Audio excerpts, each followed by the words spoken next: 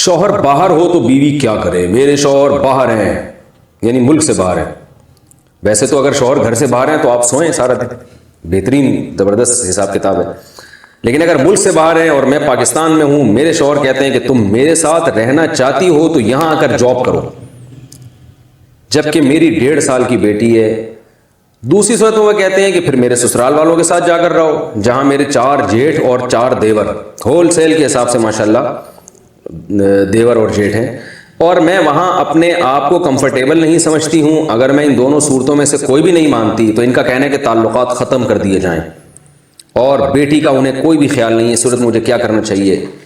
میں ان کا نام نہیں لے رہا، خواہ میں کسی کے ذاتی حالات سب کے سامنے آ جاتے ہیں۔ پھر کسی خاتون نے یہ پوچھا ہے، بھائی دیکھیں مسئلہ یہ ہے کہ شوہر جہاں رہتا ہو تو شوہر کو اوپر لازم ہے کہ بیوی کو وہیں رکھے وہ، اور یہ کہنا کہ میں یہاں افورڈ نہیں کر پاتا تم جاب کرو یہاں پہ، تو یہ بھی ناجائز مطالبہ ہے۔ بیوی پر لازم نہیں ہے کہ شوہر کی اس بات کو مانے، بلکہ بہتر ہے کہ نہ مانے، افضل ہے کہ نہ مانے، کیونکہ اسلام میں عورت کا گھر سے باہر نکلنا یہ جاب کرنے کے لیے، یہ جب تک ضرورت نہ ہو اس کو پسند نہیں کیا گیا۔ تو آپ جب میرڈ ہیں، شادی شدہ ہیں، تو آپ کو کھلانا پلانا یہ آپ کے شوہر کی ذمہ داری ہے۔ اسی طرح بیوی کو یہ کہنا کہ اگر یہاں نہیں آ سکتی، جاب نہیں کرتی، تو پھر جاؤ میرے ماں باپ کے پاس رہو، اور وہاں ماشاءاللہ ہول سیل کے حساب سے دیور اور جیٹھ بھی ہیں، ان سب کی بھی خدمت، تو یہ بھی ظلم ہے عورت پر۔ اتنے سارے افراد کی خدمت عورت پر لازم نہیں ہے، اور اگر ان کی خدمت کا نہیں کہہ رہے لیکن جوائنٹ فیملی میں ان کے ساتھ رہنے کا کہہ رہے ہیں تو یہ بھی غلط ہے، کیونکہ جیٹھ سے اور دیور سے پردہ ہے، تو 1 2 3 دیور ہوں تو چلیں پردہ بھی سمجھ میں آتا ہے، 8 ماشاءاللہ ہیں تو اس میں خطرات بھی زیادہ ہوتے ہیں۔ بہرحال احتیاط کے خلاف ہے یہ۔ اگر انشاءاللہ وہ جیٹھ اور دیور نیکی ہوں گے، وہ کوئی یعنی ان کی سوچ اچھی ہوگی، لیکن اس کے باوجود اس طرح سے اپنے رشتہ داروں میں ایک عورت کو اکیلے ڈال دینا اتنے سارے لوگوں کے درمیان، اس میں اگر عورت کمفرٹیبل محسوس نہیں کر رہی اپنے آپ کو، تو پھر مرد پر لازم ہے کہ وہ اس کے لیے الگ گھر کا انتظام کرے اور اپنے ساتھ رکھے۔ تو آپ کے شوہر پر یہ شرعاً لازم ہے کہ وہ آپ کو بلائیں، اپنے ساتھ رکھیں۔ اگر وہ اتنا نہیں کماتے تو گزارا کریں، بیگم سے بولیں بھائی میں اتنا کما رہا ہوں، میں بھی سوکھی روٹی کھاؤں گا، تم بھی میرے ساتھ سوکھی روٹی کھاؤ، کیونکہ یہ سب چیزیں شادی سے پہلے سوچنی چاہیے تھی۔ شادی کر لی ہے تو بیگم تو پھلترو کی طرح چپک گئی ہے۔ میں اکثر بیان میں کہتا ہوں نا، قرآن میں اللہ نے فرمایا وصاحبتہ، کہ قیامت کے دن مرد اپنے باپ سے، اپنی ماں سے، اپنے بھائی سے دور بھاگے گا، اور بیوی کے لیے اللہ نے فرمایا اپنے ساتھ رہنے والی سے بھی دور بھاگے گا۔ تو ساتھ رہنے والی کا لفظ اللہ نے استعمال کیا، تو پتہ چلا کہ جب نکاح ہو گیا تو بیگم تو اب چپک گئی ہے پھلترو کی طرح آپ کے ساتھ، اب وہ ساتھ رہے گی۔ اب آپ کی تنخواہ کم ہے زیادہ ہے، آپ نے اس کو اسی طرح کھلانا ہے۔ اور اگر وہ کہتے ہیں تعلقات ختم کر دیے جائیں گے، تو اگر اس بیس پہ وہ تعلقات ختم کرتے ہیں تو بالکل غلط کرتے ہیں۔ باقی یہ کہ آپ کیا کریں تو میں آپ کو مشورہ نہیں دے سکتا، میں تو شرعی مسئلہ بیان کر سکتا ہوں۔ شرعی مسئلہ یہ ہے کہ اس صورت میں آپ کے لیے ان سے طلاق کا مطالبہ جائز ہے، لیکن طلاق جائز ہونے کے باوجود ناپسندیدہ ہے، کیونکہ اس پہ آگے آپ کے لیے جو مسائل آئیں گے، پتہ چلا اس سے بھی گئی آپ بچی کو لے کو کہاں در بدر کی ٹھوکریں کھاتی پھریں گی۔ تو some thing is better than nothing والے فارمولے پر عمل کر کے آپ گزارا چلائیں، اور اگر ڈیورس کا مطالبہ کرتی ہیں شوہر سے تو مطالبہ کی حد تک یہ جائز ہے، مگر بہرحال میں اس کا مشورہ نہیں دے سکتا آپ کو۔ زندگی کی گھڑیاں بہت تیزی سے گزر رہی ہیں، اور ہر آنے والا دن ہمیں قبر کے قریب کر رہا ہے، مجھے بھی اور آپ کو بھی۔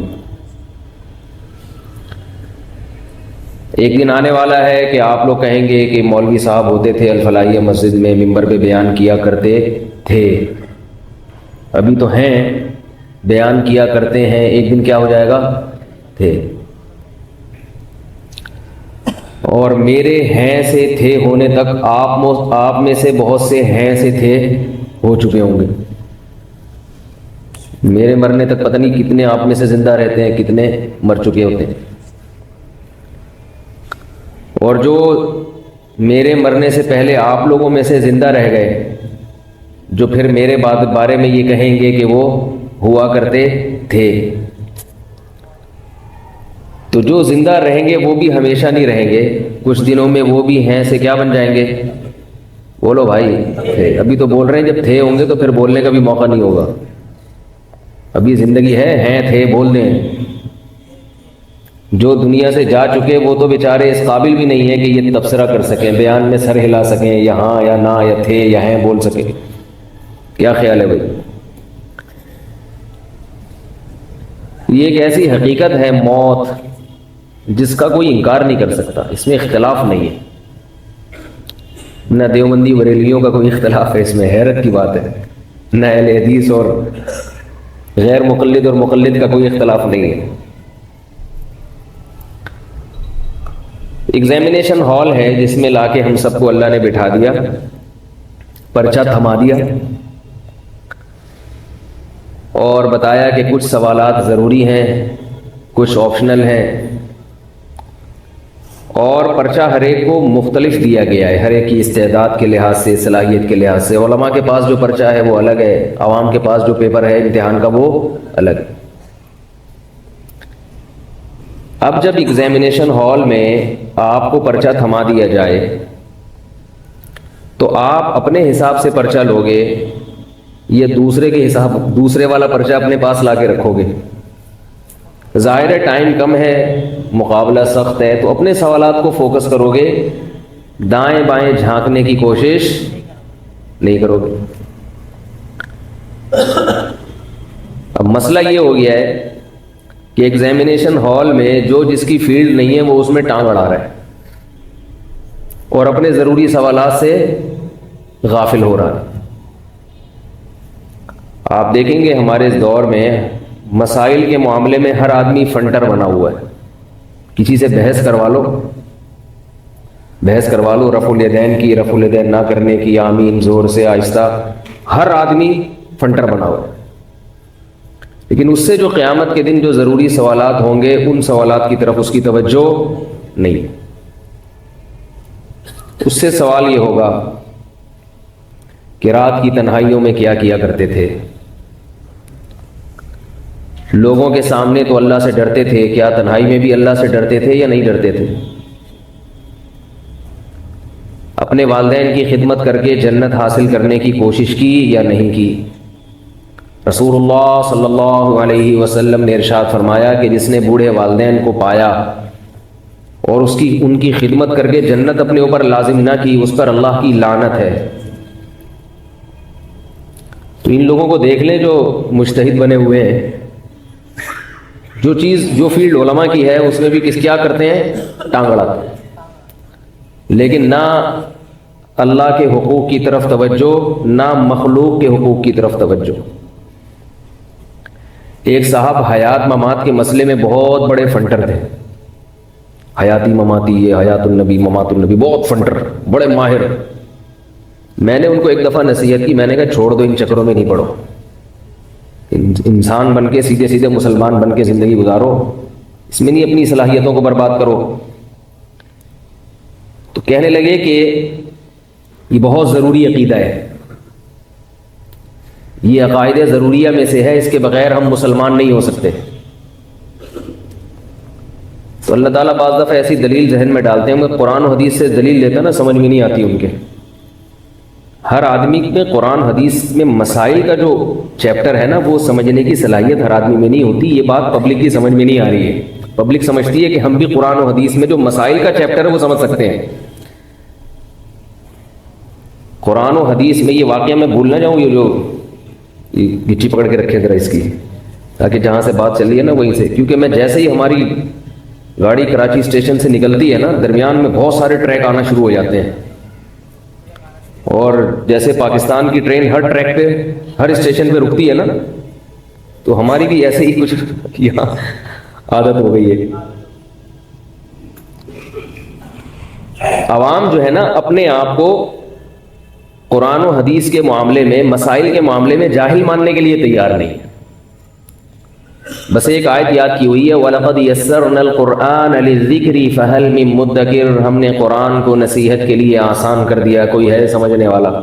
کہتے ہیں مجھے قرآن جب آسان ہے تو مولویوں سے پوچھنے کی ضرورت نہیں۔ بیچاروں کو اس آیت کا مطلب نہیں آتا، باقی قرآن کیا آئے گا؟ یعنی جو آیت یہ بتا رہی ہے کہ ہم نے قرآن کو آسان کیا، اس کی تفسیر جس کو نہیں آتی وہ باقی قرآن کیا سمجھے گا؟ اللہ نے قید لگا دی ہے، یہ نہیں کہا وَلَقَدْ يَسَّرْنَا الْقُرْآنَ كُلَّهُ، ہم نے پورے قرآن کو آسان کر دیا، نا نا نا نا، قرآن نے خود بتایا ہے وَلَقَدْ يَسَّرْنَا الْقُرْآنَ لِلذِّكْرِ، نصیحت کے لیے آسان کیا ہے، لِلْمَسَائِلِ الْفِقْهِيَّةِ، فقہی مسائل کے لیے۔ ایسا نہیں ہے کہیں قرآن میں نصیحت کی جو چیزیں ہیں، عبرت کی جو باتیں ہیں، وہ قرآن میں بہت آسان ہیں، ان کے لیے کسی مفتی یا عالم کے پاس جانے کی ضرورت نہیں۔ نصیحت کی باتیں جیسے حضرت موسیٰ علیہ السلام کا واقعہ کہ اللہ نے نافرمانوں کو سزا دی، فرما برداروں کو برتری دی۔ اللہ تعالیٰ نے دنیا پرستوں کو ہمیشہ ناکام کیا ہے، پیغمبروں کی اتباع کرنے والوں کو ہمیشہ کامیاب کیا ہے۔ یہ عبرت کی بات ہے۔ آخرت، اللہ کے وجود اور اللہ کی قدرت کے دلائل۔ هو الذی خلق من الماء بشرا، دیکھو اس نے پانی سے بوند سے تمہیں بنایا۔ فجعلہ نسبا وصہرا، عزت کتنی دے دی اس نے، خاندان میں پیدا کیا، ددیال ننیال سسرال والا خاندان لگا دیا۔ یہ وہ باتیں ہیں جن کو سن کے اللہ کی محبت پیدا ہوتی ہے، اللہ کا خوف پیدا ہوتا ہے، یہ نصیحت کہلاتی ہیں یہ باتیں۔ دیکھو باپ جب اپنے بیٹے کو سمجھاتا ہے تو کبھی تو وہ سمجھانا نصیحت کی باتیں ہوتی ہیں، کبھی کوئی چیپٹر پڑھا رہا ہوتا ہے اس کو۔ اگر وہ نصیحت کی بات کرے گا تو بہت آسانی سے بچے کی سمجھ میں آئے گی، کیونکہ نصیحت کی بات ہمیشہ آسان ہوتی ہے تو سمجھ میں آتی ہے۔ اب باپ اپنے بیٹے کو سمجھا رہا ہو کہ بیٹا بڑوں کے تجربے سے فائدہ اٹھاؤ، بڑوں کی زندگی بڑوں سے پوچھ کے چلا کرو، کیونکہ ہمارا تجربہ تمہارے تجربے سے زیادہ ہے۔ اب یہ بہت آسان الفاظ ہیں نا اس کے لیے۔ ایسی نصیحت باپ بیٹے کو کر رہا ہے کہ بیٹا وہ ڈکشنری کھول کے بیٹھا ہوا ہے کہ ابا نے جو یہ لفظ کہا تھا اس کا مطلب کیا ہے، اور یہ جو سینٹنس استعمال کیا اس میں سبجیکٹ کیا ہے، آبجیکٹ کیا ہے، ورب کیا ہے، ایکٹیو وائس کیا ہے، پیسو وائس کیا ہے، تو وہ نصیحت کا فائدہ ہوگا۔ نصیحت انتہائی آسان الفاظ میں ہوتی ہے، لیکن یہی باپ جب بیٹے کو، یہ وکیل ہے مثال کے طور پر ابا، یہ بیٹے کو لا اور قانون پڑھا رہا ہو، پھر یقیناً ڈکشنری کی کتابیں کھول کے، یہ ابا کہیں پروفیسر بھی ہیں، یونیورسٹی میں لیکچرار بھی ہیں، تو وہی لیکچر جو یونیورسٹی میں دیا ہے وہ اپنے بچے کو بھی دے رہے ہیں، اور اس میں لا سمجھا رہے ہیں، لا پڑھا رہے ہیں، اس کو قانون سمجھا رہے ہیں کہ دفعہ 144 کیا ہوتی ہے، دفعہ 145 کیا ہوتی ہے، آرٹیکل فلاں کا مطلب کیا ہے۔ اس میں وہ آسان نہیں ہوگا، اس کا ایک متن ہوگا، پھر اس کی تشریح ہوگی، پھر اس کی تشریح میں مختلف آراء بھی ہوں گی، رائے بھی ہوگی۔ بھئی یہ جو لا ہے، سپریم کورٹ نے اس لا کے تحت جو فیصلہ کیا تھا، اس فیصلے کی روشنی میں اس لا کا یہ مطلب ہے، اس قانون کا یہ مطلب ہے۔ 73 کے آئین کی جو فلاں شق ہے، اس شق کا مطلب کیا ہے، تو سپریم کورٹ نے جو فیصلہ کیا ہے اس کے مطابق اس کا یہ مطلب ہے۔ ممکن ہے اس پر کوئی اعتراض ہو کہ نہیں پہلے سپریم کورٹ کا فیصلہ یہ نہیں تھا، وہ تھا۔ جہاں مسائل کی بات ہوگی، قانون کی بات ہوگی، لا کی بات ہوگی، اس کو ڈیفائن کرنا پڑے گا، اور ڈیفائن کرنے والے بھی اس کے اہل ہوں گے، ہر نتھو پتو کا کام نہیں ہوگا۔ یہ میرا موضوع نہیں ہے، میں اصل بات کی طرف ابھی آ رہا ہوں، ابھی تو گاڑی نکلی ہے، ٹھیک ہے، ابھی تو اسٹیشن ہم نے چھوڑا ہے۔ تو قرآن ہی میں اللہ کا ارشاد ہے، یہ یاد رکھو، جتنے لوگ آج کل جو علماء سے آپ کو دور کرتے ہیں، بزرگوں سے آپ کو دور کر رہے ہیں، لیبل قرآن و حدیث کا لگا رہے ہیں، یہ قرآن و حدیث نہیں جانتے۔ یہ اگر صحیح طرح سے قرآن و حدیث پڑھ لیتے تو یہ اس قسم کی باتیں نہ کرتے۔ قرآن ہی میں اللہ کا ارشاد ہے، وَأَنزَلْنَا إِلَيْكَ الذِّكْرَ لِتُبَيِّنَ لِلنَّاسِ مَا نُزِّلَ إِلَيْهِمْ، ہم نے اس نصیحت کو آپ پر نازل کیا تاکہ آپ لوگوں کے سامنے اس کو کھول کھول کے بیان کریں۔ اگر یہ خود واضح ہوتا تو نبی بیان کیوں کرتے؟ اس پر ایک اشکال ہوگا کہ یہاں بھی تو ذکر کا لفظ ہے، وَأَنزَلْنَا إِلَيْكَ الذِّكْرَ، یہاں ذکر کے بارے میں قرآن کہہ رہا ہے کہ نبی بیان کریں گے، اور وہاں قرآن کہہ رہا ہے ذکر کے لیے ہم نے قرآن کو آسان کر دیا۔ تو یاد رکھو، یہاں یہ جو دوسری آیت میں نے پڑھی ہے، یہاں ذکر سے مراد قرآن ہے، کیونکہ قرآن کا ایک نام ذکر بھی ہے۔ وہاں ذکر سے مراد قرآن نہیں ہے، کیونکہ قرآن کے نام کا الگ اللہ نے تذکرہ کیا ہے۔ تو پتہ چلا کہ اگلا لفظ ذکر، اس سے قرآن کا ایک مخصوص موضوع مراد ہے، پورا قرآن مراد نہیں ہے۔ اب یہاں سے آپ لوگ کی جو سگنل ہے نا، انہوں نے کیچ کرنا ختم کر دیے۔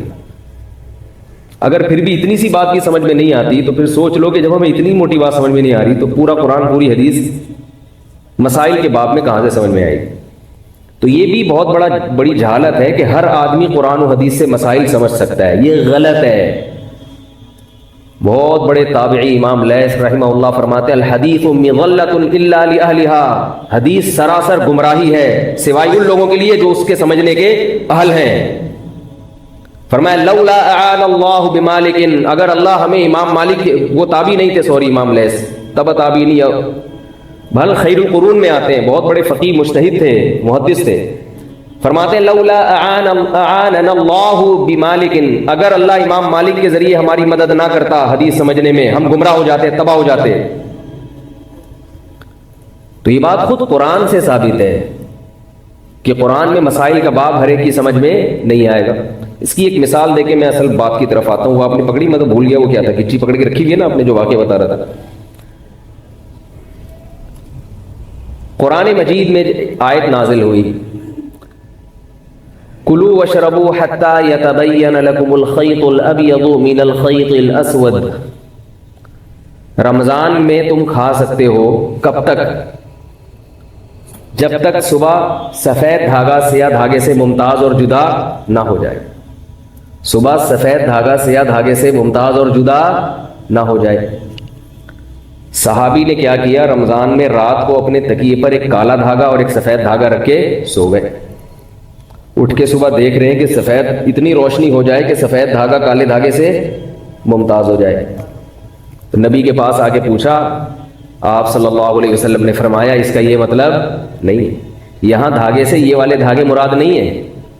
صبح صادق کی جو سفید پٹی ہے تو کالی روشنی سے ممتاز ہو جائے، کیونکہ وہ بھی مستطیل پھیلتی ہے، وہ بھی دھاگے کی طرح ایسے لمبی پھیلتی ہے وہ روشنی، وہ مراد ہے دھاگے سے۔ صحابی کو قرآن سمجھنے میں غلطی ہوئی کہ نہیں ہوئی؟ حالانکہ وہ عربی جانتے تھے۔